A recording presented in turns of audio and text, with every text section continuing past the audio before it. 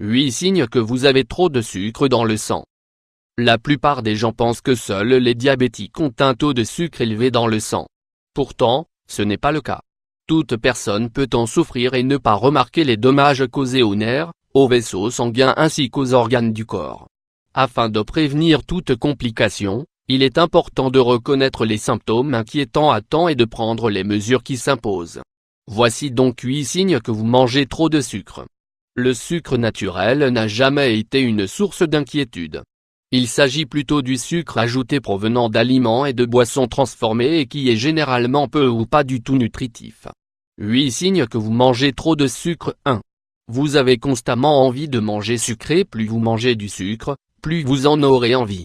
Ce n'est pas seulement parce que vos papilles gustatives se sont adaptées au sucre et que vous avez de plus en plus besoin d'avoir le même goût, mais aussi à cause de la façon dont le sucre procure un plaisir instantané au cerveau qui perturbe la chimie cérébrale.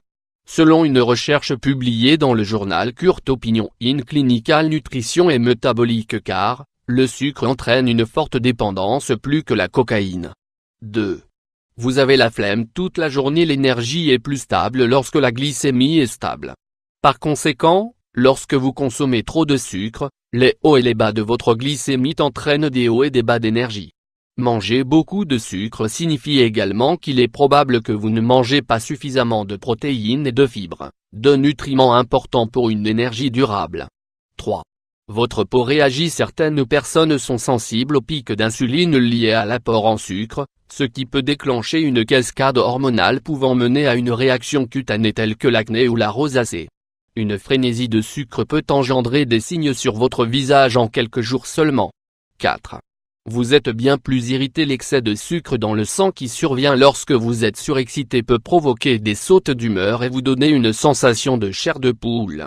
Sans compter que si vous avez de l'énergie en réserve, cela ne fait que contribuer à une mauvaise attitude.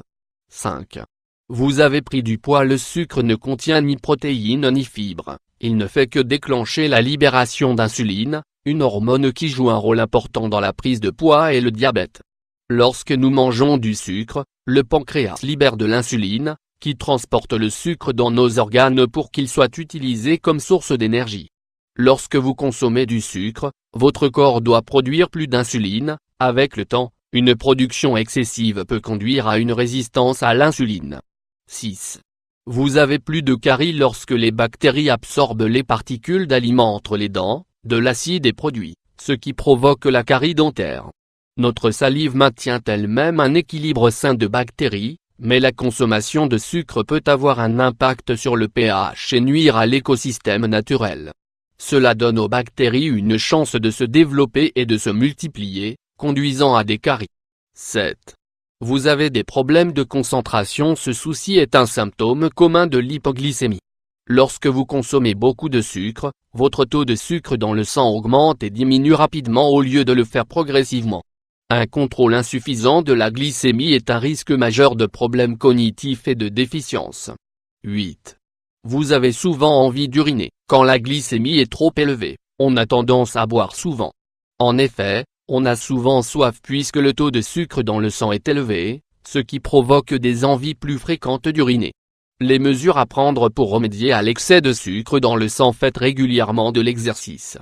Minimisez votre consommation de glucides et augmentez votre consommation de fibres, chrome et magnésium. Buvez de l'eau et restez hydraté. Dormez suffisamment. Surveillez constamment votre glycémie et faites-vous suivre par un médecin spécialiste.